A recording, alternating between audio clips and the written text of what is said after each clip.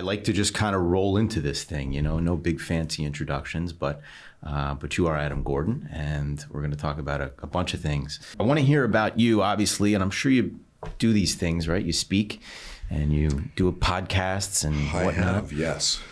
And I'm sure people ask you questions about you and your life and your career because you've done some interesting things, and we're going to do all that stuff. I also want to talk about how you see the world and how you see the world as it relates to real estate and New York real estate, but real estate in general. What I've come to know about you is that you're tuned into demand, I think is safe to say. Is that fair enough?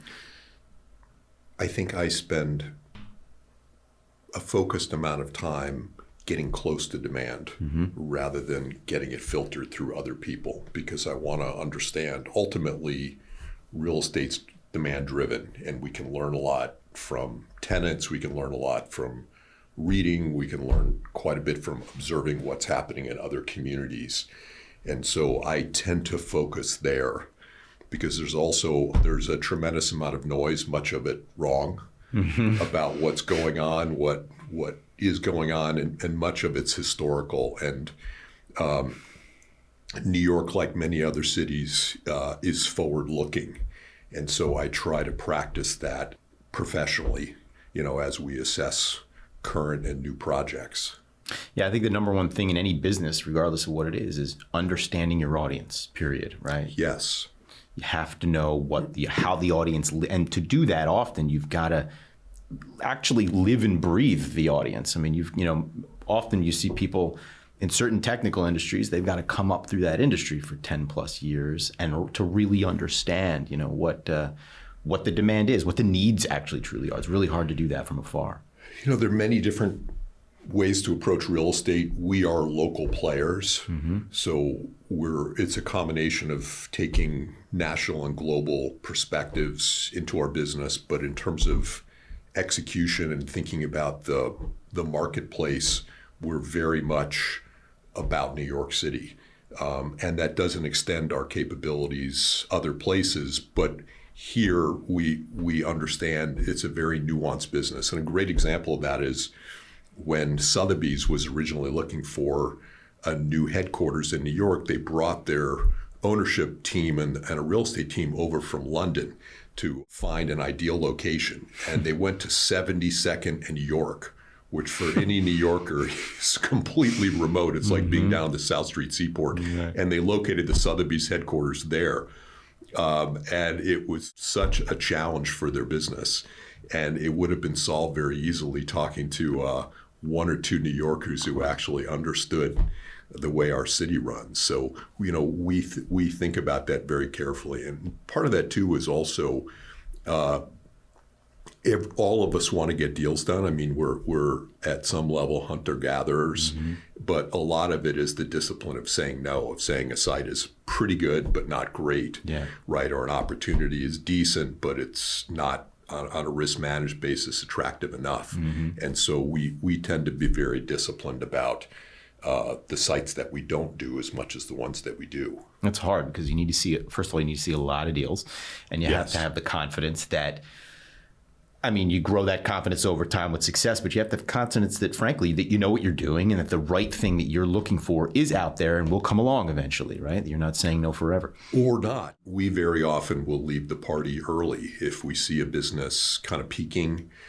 I don't think that anybody can have perfect market timing. A lot of that comes down to luck and external factors. And so if we see a business kind of peaking, then we tend to start thinking about our exit strategy. Yeah. I've looked into a little bit about your enter strategy, right? So let's talk about that a bit, because while you can't time it perfectly, I think you've been ahead of the curve on some things repeatedly that it's easy to say on Monday morning, to look back and say, all right, it was obvious that e-commerce was coming in the early 2000s. It was obvious that warehousing was a need. It was obvious that some of these things, but maybe at the time, nothing so obvious at the time. And we say that, it's easy to say it afterwards. But go back through that a little bit. You started with warehousing, or did you start in before that with multifamily? I started as an unhappy banker at Bear Stearns in the late 80s. And it was and is a miserable life being a banker, and bankers who will tell the truth we'll share that. And I saw clients having fun and having a really good time, and not all the time, but enough. And so I started plotting my exit. And my family had moved, my dad retired, and my family moved up to Dorset, Vermont, which is a little beautiful mountain town.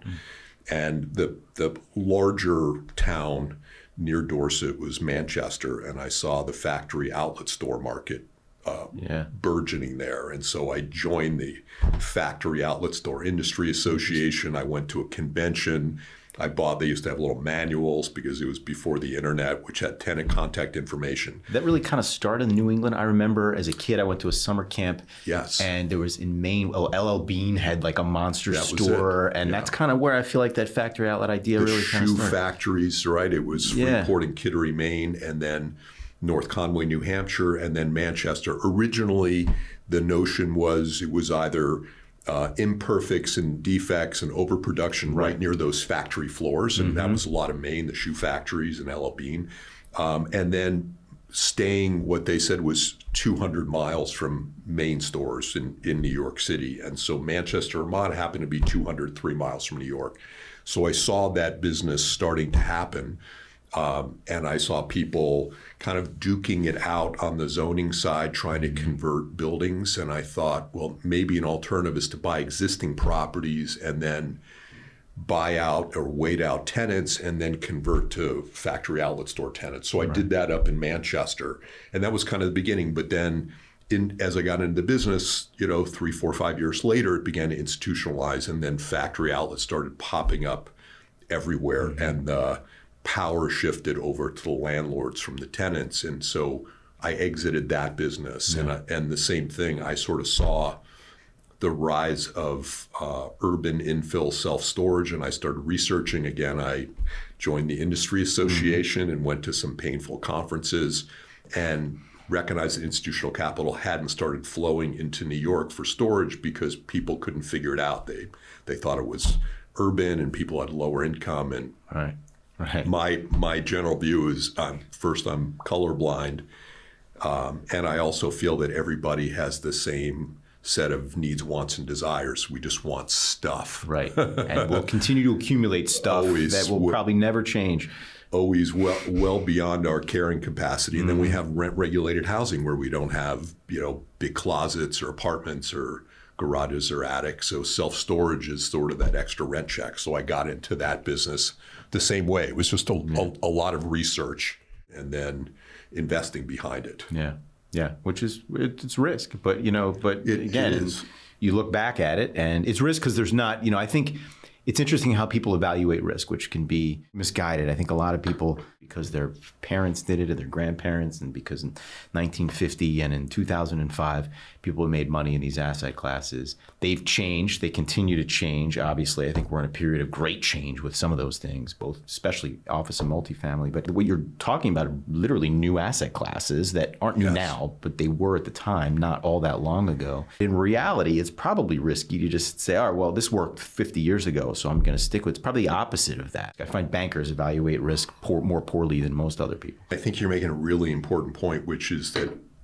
people associate risk with change, and I associate risk with inertia. Right. Sitting and doing things too long. You're the horse and buggy guy, and the office guys figure that out very much too late. They had their dad's or their granddad's assets, and they owned these garment center buildings, and they were cashing checks, and it was keeping them in their summer houses in East Hampton, and they just didn't look at the market. They didn't see Hudson Yards rising and tenants looking for different floor plates and new and modern.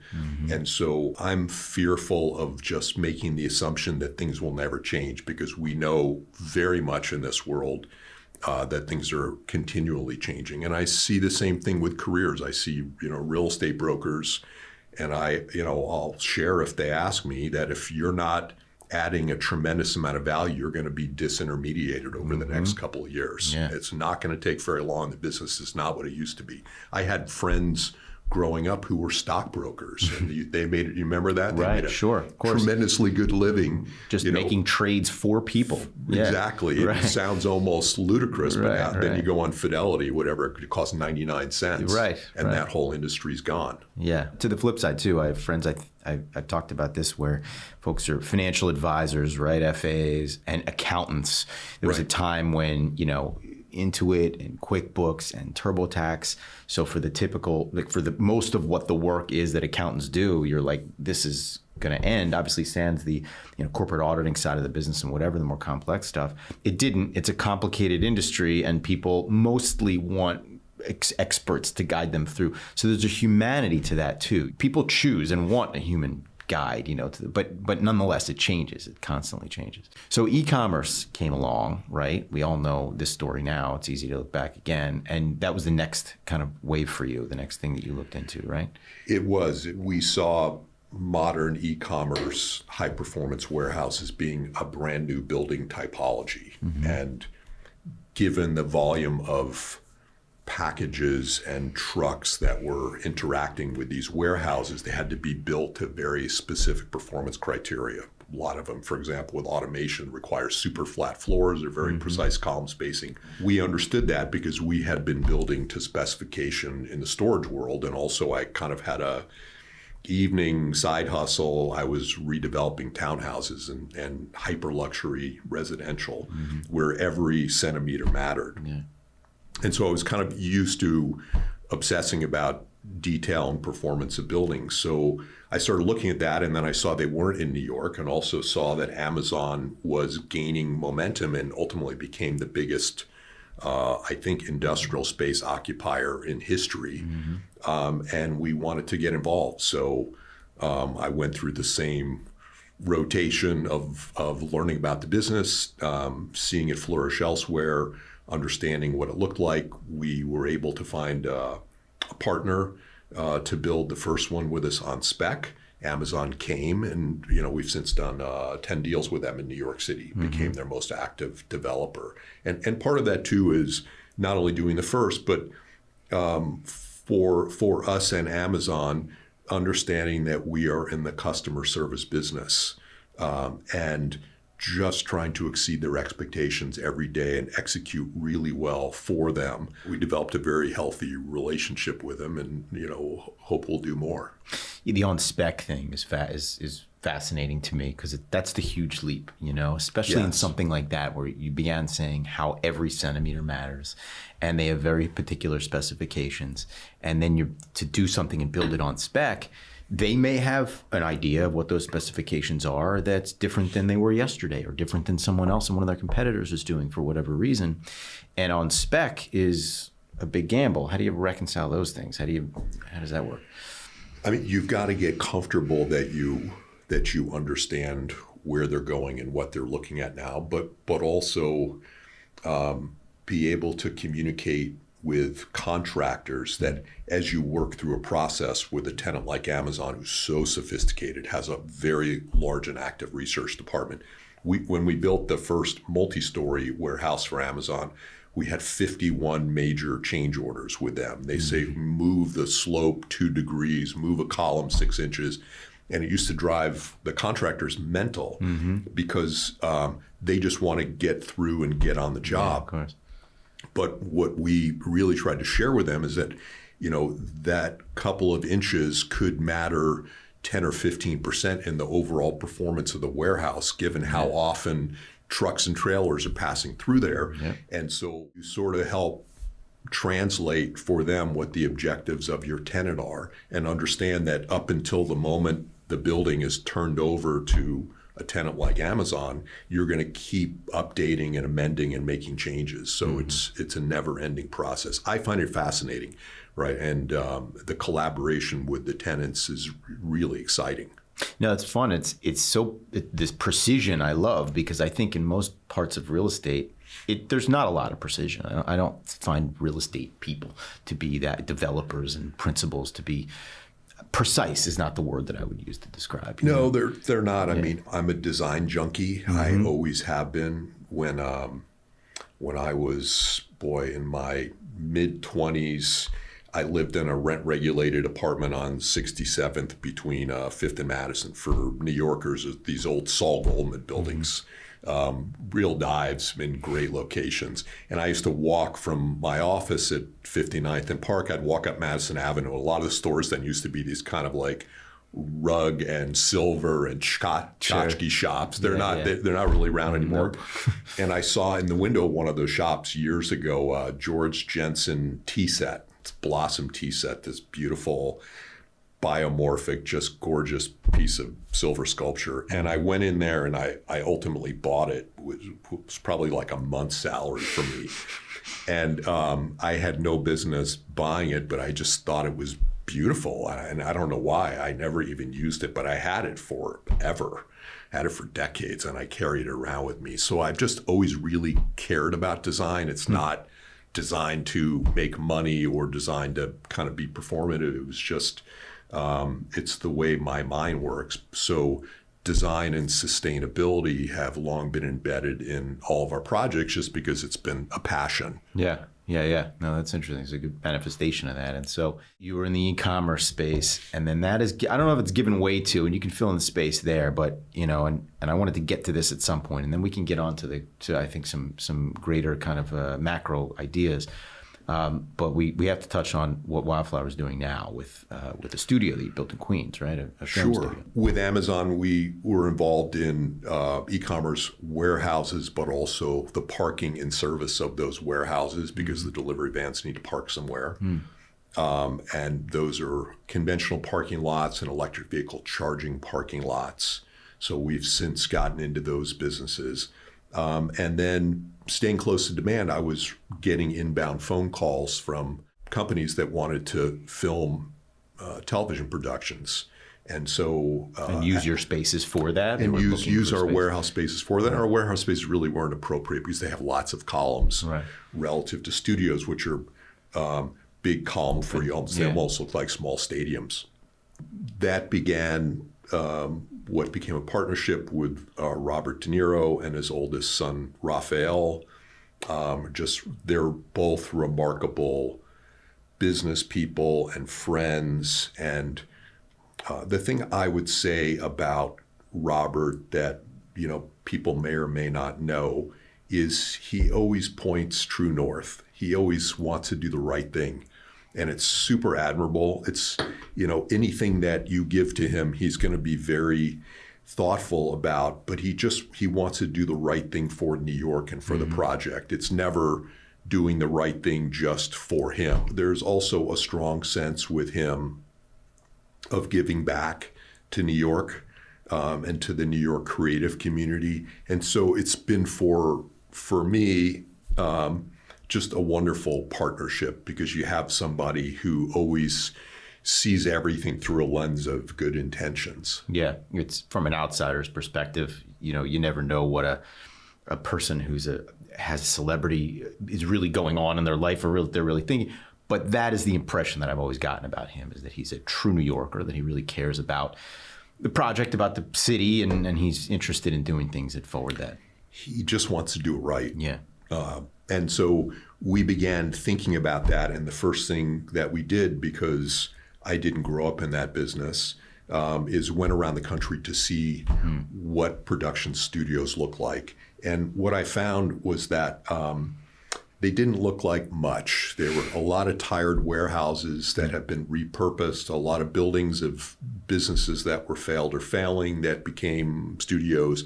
And then we had on the West Coast, the media companies that had campuses, which were part really of the DNA. And people grow up and spend careers there. And that was really exciting. Most of the other place in the country, New York, because a lot of talent lives here, this became, and then there are places like Atlanta, when you hear somebody filming there, it's strictly for tax benefits. Right, I was going to say no one wants to be in Atlanta. There's cities and pockets all over where there's smaller studios and newer things too that are obviously for tax benefits. Yeah. So, you know, we really kind of developed the idea of performance meets poetry. By performance, really thinking very clinically about the specifications for what an ideal studio experience would look like, productions experience.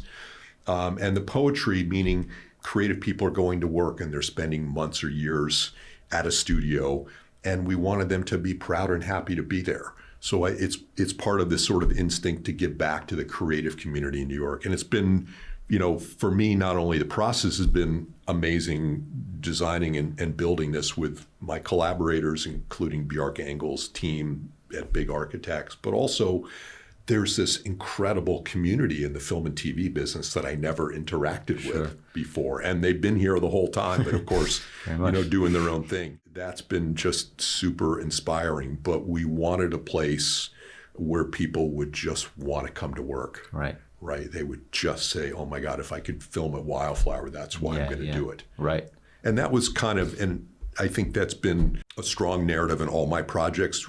We just try to do it right, and then the economics follow. We're not getting into a business, strictly to grind it out. Because if I was doing that, I'd probably be doing something else. Right. Yeah, it's very much like, it sounds corny, like it's from the heart, but it really is. It is. It really is. And I think most people, particularly in real estate, are not. They're trying to analyze marketplaces and where's the money. And, no offense to multifamily, but it's not really a full of heart kind of. I mean, it can be, I suppose, but, maybe that's a bad example, but you get the idea. So you're telling me that the supply of film studios in New York was kind of, I don't say vacant, but it was fairly empty before Wildflower. Was there a great supply? I would imagine there's something, no? There are and were some very good studios. I would say at the top of the list alongside us is Steiner Studio, which was the first really intentional purpose-built studio. And then, it goes all the way through the ecosystem. There's a wonderful man named Tony Argento who owns Broadway Stages. It's sort of lots of tired, ticky-tacky warehouses, but a lot of them. But he serves a very important set of venues in the ecosystem because it's much more affordable. Right, okay. Right, and he's got great customer service culture. So in that, there was a lack of high quality supply, and we're trying to have a point of view in filling that demand. Yeah, and over time, I would imagine naturally, like in New York, you're going to take a space over here, and you have more demand. You're going to take a space over here, and you grow this thing. And they're old, these spaces are old. You don't get to start from scratch with a blank piece of paper and say, what would I build now, knowing what and there's also a theme here for you, I think, in having kind of a building on spec, but having an insider to learning your audience, getting engulfed in the audience, and having an insider. In this case, it seemed like it was Robert De Niro. In other cases, you had some of these, suppliers and vendors to e-commerce and other things. Always, you never want to go into an uneven playing field without some advantage, and I never have. So when I entered the storage business, it was only because I met a friend and partner, Steve McKnight, who was an acquisition and development lead for one of the major companies there. And Steve and another colleague of ours were experts. And that was when we went into meeting, they were experts. They knew the market cold on the construction side, on the financing side. And the same thing, I would never have gotten into the studio business without a partner. Yeah, for sure. Are you on like Bobby name basis at least now? Is that that's Bob? That's when you've advanced, you've grown. That's the corny question, like what do you see? But what do you see? I'll start with that, and then I'll kind of narrow it down a little bit. For the future, I mean, is it more for you personally? Is it, and your company? Is it more film studios? Is there more demand there for you to fulfill, or are there other things that are interesting? I try to have a balanced life. So love my wife and my two sons, one of whom just recently, Wes, joined Wildflower. That's fun. And we raise Japanese Wagyu beef at a ranch that we've had for the last decade and a half in California, Northern California and wine country. I'm into cars. I'm into design. So I kind of have a balance, and I work at shaping that, of making sure that we stay in balance. I think that New York is not going anywhere.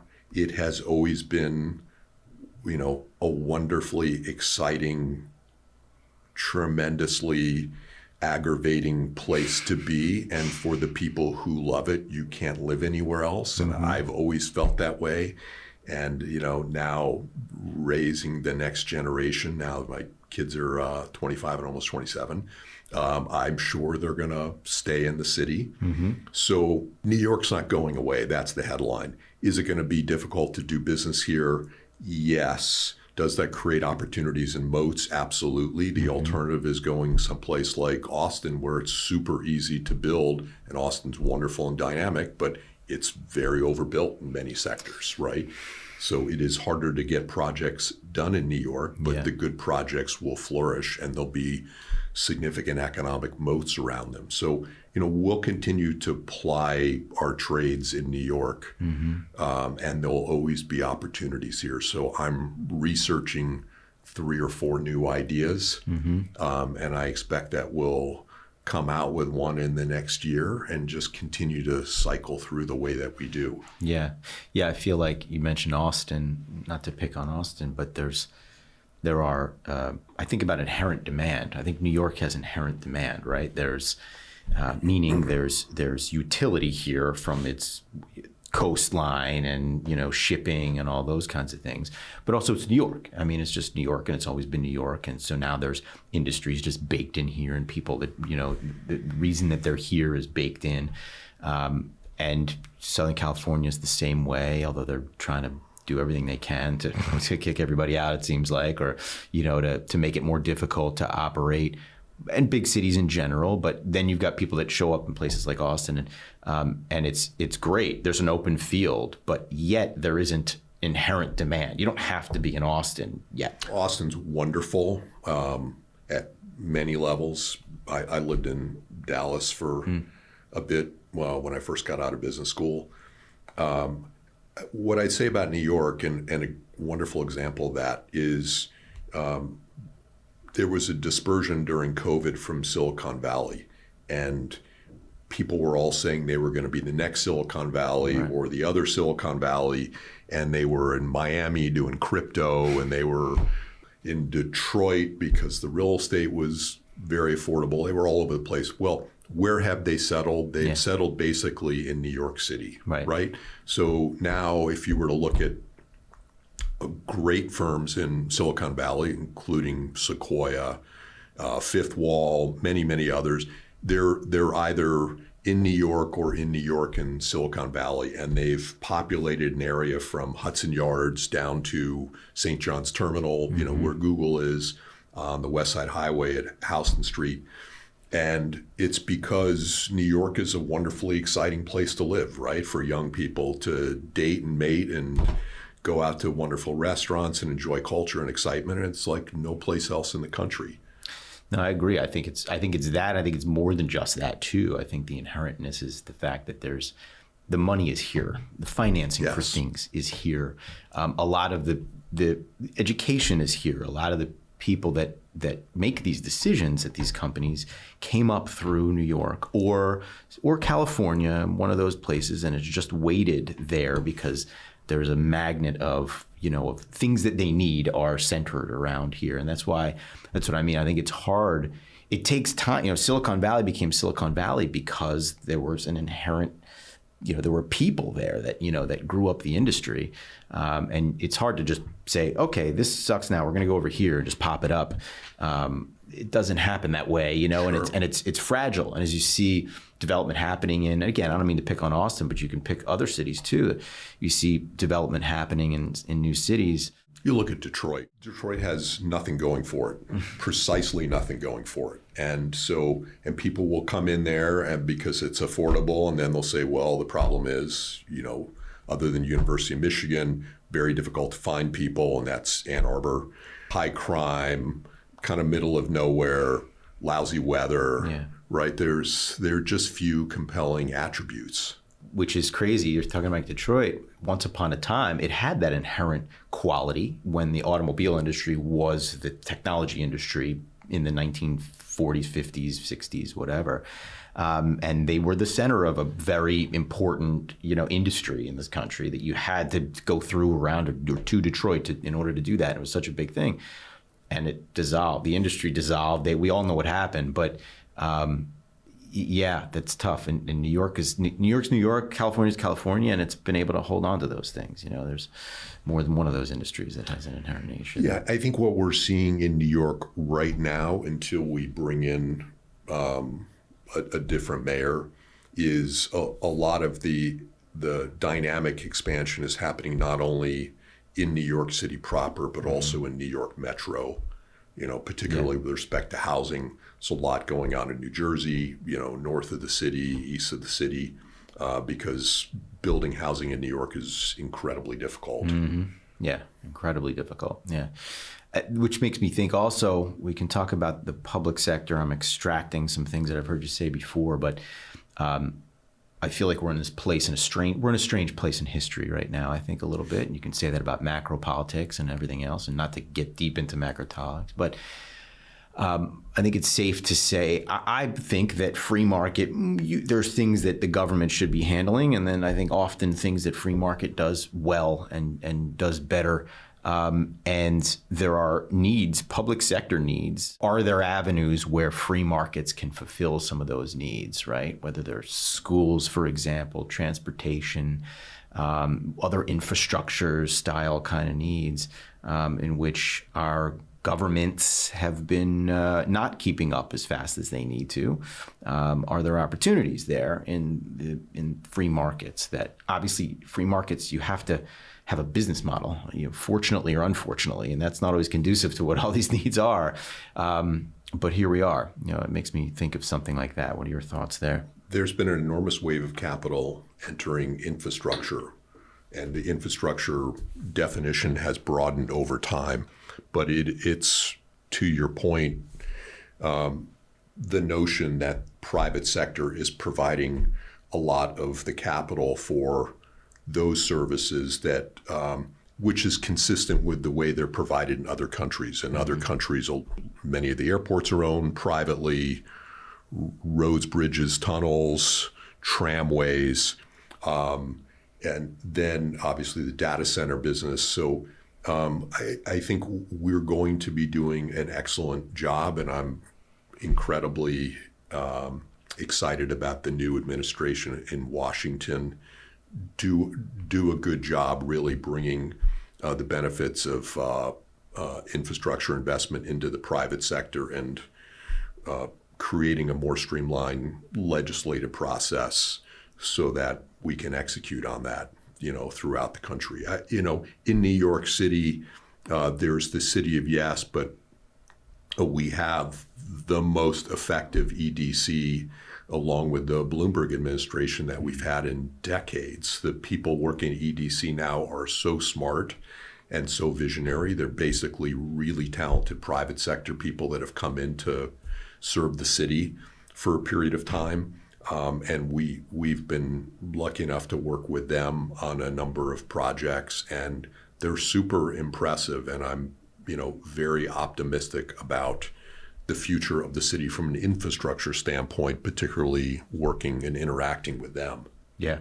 It's like living and breathing the audience again versus reading what other people's thoughts are about these things. You've got to really live and breathe what's happening. Yeah, it's funny because I mentioned that my son joined me at Wildflower about a month ago, and we've been having daily coffees. So typically 5 days a week, we go to one place in the West Village and we meet people in real life. And we have coffee with them and talk to them and get out there. I don't go to real estate events because it's just an echo chamber, and I found I haven't learned anything or really developed anything doing that.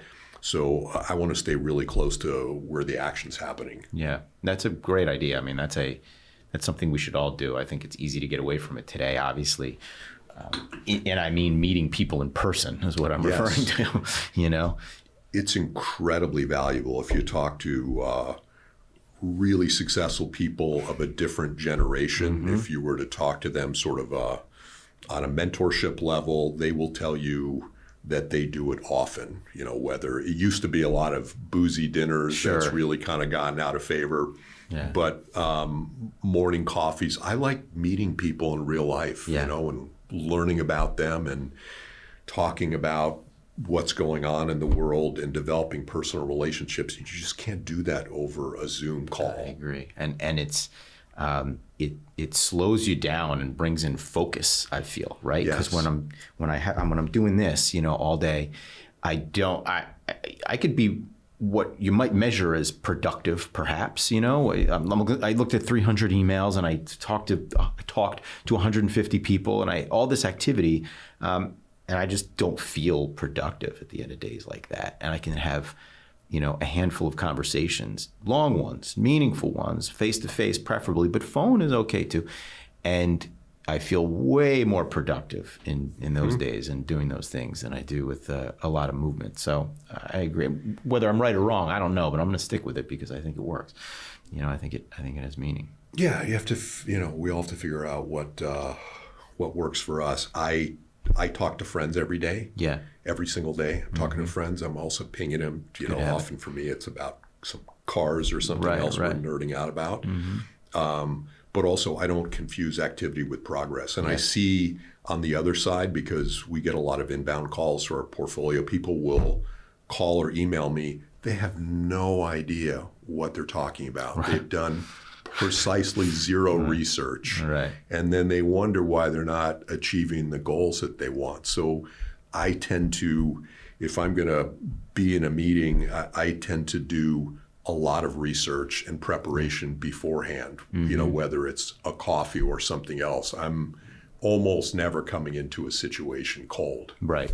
You mentioned earlier in this conversation when we were talking about retail, big box retail, or the outlet, retail in the early part of your career, that as private equity started to come in, you knew it was like kind of over. And yes. I didn't say anything. I laughed at that inside because that is what happens, right? Private equity it's like when you read it in the Wall Street Journal, like it's too late, and private equity starts capitalizing on it, it's over. It's too late. They're late. They want to de-risk the transaction complete, which means they're going to be very late to the party because by that time, if they're in, 17 of their friends are in, and then it's just a pricing exercise. And far away from the audience. They're late to the party, and as we talked about here, very far away from the audience, and they're and you just can't be far away from the audience. They have their place in the world, but it's just a different place. I would love to know what you see, not just in New York and in what you may do next in New York, or what you think is on the verge of New York, or where you think demand exists, but more macro too, elsewhere. I think there's talk about climate change. I think that's been part of kind of some of the things you've focused on. A move in energy, obviously, need for energy. I mean, that's always been a thing. A move and a change in that energy to a lot of electric, I'll call it electric platform energy, because that where the energy comes from could be a lot of different things when you're storing electric or delivering through electric. There's things that are needed in order to deliver that electric energy, right? That I think are the supply of which right now is probably very underserved and globally, and certainly in the United States. And it's not so easy to just flip a switch. One of the advantages of real estate is it moves slowly because you can't just turn the machine on and pump out more widgets. So if you're tuned in, you tend to have time to move toward it and capitalize on it. But macro-wise, to open up that conversation a little bit. The biggest single opportunity, if someone was getting into the business now, is building climate resilient residential. By far. Because the number of new units which are needed and the number of old units which are going to go out of service because of climate-related issues is going to keep anybody who cares to busy forever. Yeah. And so building to climate-resilient standards, meaning fireproof standards, fire-resilient standards, flood-resilient standards, building in areas that have adequate natural resources, because we're going to see in our lifetime places go dry. It's happening right now in places in Arizona where there is a moratorium on building permits because there's no more water. So understanding and focusing on kind of state-of-the-art housing is going to be the largest single opportunity. Because it's not a transient opportunity at all. Most of the big developers really are not thinking about these issues. They're cutting lumber. doing the same thing that they've done for the last 50 years. There's a really interesting project that Leonard did with Icon. Icon is a 3D printing company based in Austin. They're incredibly interesting. And the way they're thinking about printing homes with concrete, again, fire resilient, a house can go up in under 4 days. That's the key, I think, is the That's technology sort of the future. Yeah, the technology of building these things. Yes. Because yes, fire resistance, water, you see what's happening in Florida and obviously in California. Those are the two that stand out, but everywhere have these risks. And especially what's happening ahead of that is homeowners insurance rates, and it's really changing the landscape of being able to buy a home for most people, or just the cost, perspective. I think most people, when you dig into the technology of homes, right, and of building, which I have a bit, that is woefully behind. Like you said, most builders and developers are, it's easier and cheap. You just buy lumber and cut wood, and that's it. And so, we have a labor shortage, we have a labor cost issues. Building things in a less labor intensive way is incredibly important. So that's theme one, and you can apply that to any geography where you want to spend time. Yep. And theme number two is the baby boomers aging, right? So you see the biggest transfer of wealth in history is beginning to occur. Mm-hmm. They talk about the numbers, 124 trillion. I can't really get my arms around that, but it's the biggest wealth transfer in history. So you have a lot of the wealthiest cohort ever and their needs, wants, and desires, right? Yeah. Where they want to be, how they want to live.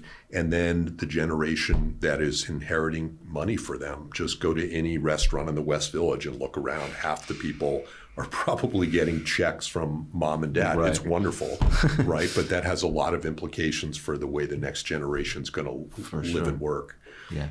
Certain cities have developed changed a lot in the last few years, like Miami, I'll say, where if you go to do the same thing, go to South Florida, and it's probably a driving force of most of the economy there, a lot of the economy there as well. You can pick a city and you can say, okay, just look at those two issues, and it's going to drive opportunities throughout that city for years and years. But I think just starting to put oneself in that mindset of saying, where's the puck going? Mm-hmm.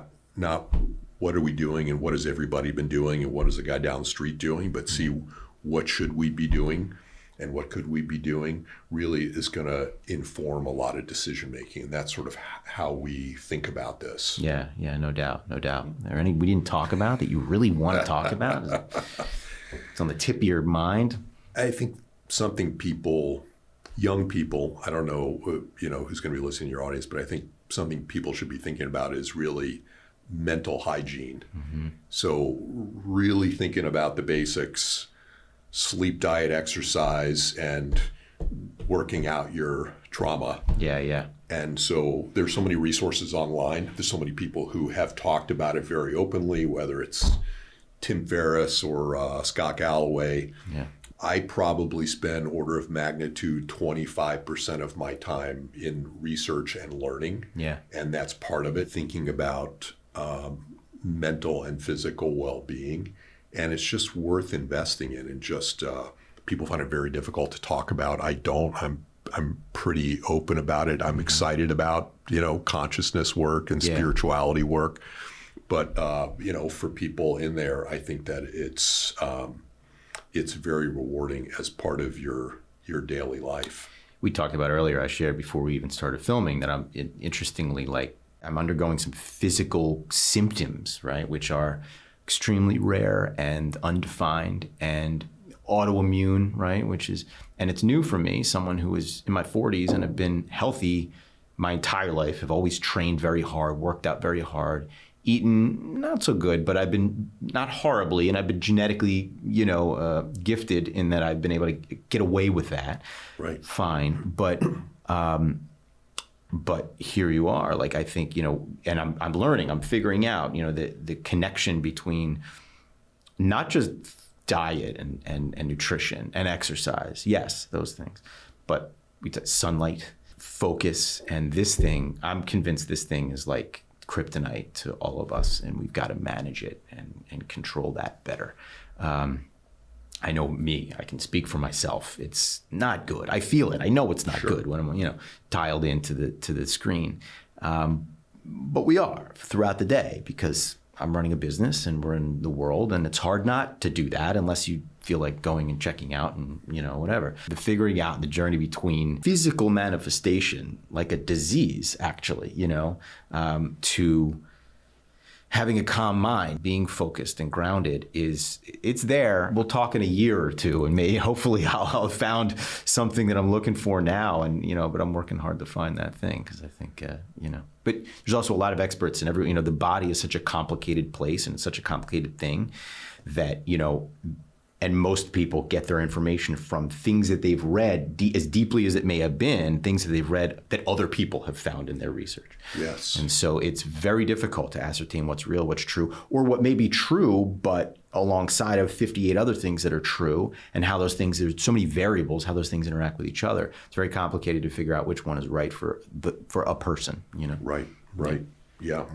Got to check your sources. There's Andrew Huberman is doing a lot of great work, but there are many others. Yeah. People don't want to talk about it. They do not want to talk about it. Yeah. I'm sick. I'm stressed. I got a problem. Or they bury. They don't talk about it themselves. I think they just bury it under the rug. They stuff it down. I'm one of those people, I think, or have been one of those people in the past. Yeah. Look, it's a process. I got into psychedelics about 6 years ago. Interesting.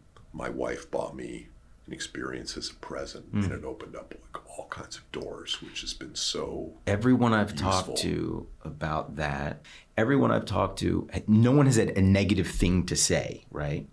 So there's a piece of data for it's me, the right? most, and I've done all kinds of psychotherapy, therapies, personal development. It's been the most important work I've done my whole adult life, and all you have to do is show up. Right. That's the great thing. Right. There's integration, there's workout, but you just kind of, and a big part of it is, I think for all of us, we're all control oriented. Yeah, for sure. Right, of course. And, and part of success, you got to hold on and be managing everything. And so even just the process to say, I'm going to, swallow something, and I got to surrender for the day to I don't know what, is incredibly useful. That's crazy. Yeah, that's wild. That's wild. Yeah. Because that was the first time in my adult life I surrendered, because I was totally disassociated. I was out. Which is, I think for me, that's a big reason why when I was younger, I did stuff, whatever, but recreational, but never, for that very reason, the control aspect of I don't know what I'm eating here. Of course. I don't even like to take aspirin. I started in LA and had a number of experiences out there, and then there's a woman in Berkeley who we see. So if you ever want to go out there, and again, no one's ever died, no one's ever gone crazy. It doesn't work that way, but it's like 10 years of therapy in 4 hours. That's what everyone says. I met a guy recently. He spoke at a small event with a group, that EO and YPO, that I'm a part of. And his name is Matt Zeman, and he's got that's what he does too. He runs this organization, basically. You're in a very vulnerable, receptive state. Yeah. And so I didn't want to be around 10 people, each dealing with different things, as my own portal's open. Creep into your world. I didn't want it to creep in. So this was really one-on-one. That's pretty smart. Yeah. So people do that, and I don't know, but I just did it. I'm going next weekend. Going to do one up in Mount Shasta when we go out to California, go do some more work. How often do you go? Do you ever go on your own now? Do you ever do your own thing? With friends and whatever? And now you've gotten comfortable with it? I'm at the point where last Sunday I did, a little mini experience on my own. Right. At least once every month and a half. Something like that. I think it's like exercise. You just keep, you feel like you're in a maintenance stage? kind of? I mean, I have a lot to learn. Right. I feel like I'm just like a baby. Right. But so I'm just going to keep going, and I find every time I do it, I'm like, oh, there's some realization or some opening or remembrance. Yeah. But I keep getting a lot out of it. Right. You're still learning new things. A lot. And it's a reminder again, I would say the first time I did it, it was the happiest day of my life, which is a big statement. Yeah. And so a lot of it's been that too, and the whole surrender thing, practicing surrender. Yeah. I think it's enabled me in my business to be a lot less controlling than I was before. Right. I feel like there's that thing of like, it's getting smaller, that thing of like, well, what if it goes wrong? It could go the other way. It's that part of it's that voice, and it's like, okay, so if it did, then what happens? Kind of like when you're like, if you were like in a dentist chair all day, and there's like the emails, and you see how many things just solve themselves when you weren't there. You're not paying when you let it. You miss those 4 hours, and it actually solved itself. I've gotten much better at that, I'll tell you right now. And like, you have to. I think that's the small business dilemma. There's small business people. I've always recognized this, that need to control everything, and they can't grow past that point, and therefore their businesses cannot grow past that point. Yeah. And if you're conscious of it, and some people are, and they decide that that's where they are in the world, and that's what they want to be, that's fine. I think it's tough to put a limitation on anybody's growth. I think eventually you hit up against that ceiling, and it's painful. But the switch, and it's a big switch, is to get to a place where you kind of are like, you're okay releasing control. You bring the best people, you focus on the people, not the stuff that they're doing. And if you can bring competency and resourcefulness and say, this person can do it 80, if you get to 85% as good as you would do it if you're doing yourself, it's a win, and let them go. And it's, look, there are different skills to go from 0 to 1 than 1 to 4 or 4 to 10. Yeah. I'm good friends with a guy, Doug Green, who started Liquiteria. It's down in East Village. He used to be there for years and years. Doug was so talented. There was only one. Yeah. And Doug just couldn't let go. Right. And it ended up, he sold, there was just one. And other people came and, markets started Juice Press, and now dozens of them. Yep. And it was kind of the big boat. Yeah. He was so far ahead of everybody else. He had every skills, like brilliant, charismatic guy, but he just couldn't let go. And you hear about that, founders and people that build companies, that they have a team, and the team, like you said, it's the right team for 0 to 1. But then to get from 1 to 10, you need a different thing always. Sure. And from 10 to 100. But what if you yourself isn't and that happens a lot. You got to grow. It's not easy. And sometimes you have to realize it's your limitation. I mean, my development guys, and I started doing my own development, my development guys are better than I am. Yeah. Which is great. Right. It's amazing. It's amazing when you have people that are better than you at stuff that is a core to what your business is. Sure. And like, awesome. Tell me I can help decipher good from bad data, and we can help make decisions together. But at the end of the day, like, more than me, and that's what I want. I don't. That's a dream, and it takes some emotional maturity to get there. I mean, that's unfortunately the only thing I don't like about Bloomberg is he let de Blasio in because I don't think he was secure enough to find somebody better than him. Right. It could have been Dan Doctoroff or somebody else, like, who's next and better. I think that's one of the things you get with ego that comes along with politics a lot. Sure. Right? Is that I was like, who the hell would want to be the president of the United States, or even the mayor of New York? Mayor of New York, I can understand a little bit more. You have much more of an immediate impact potentially, but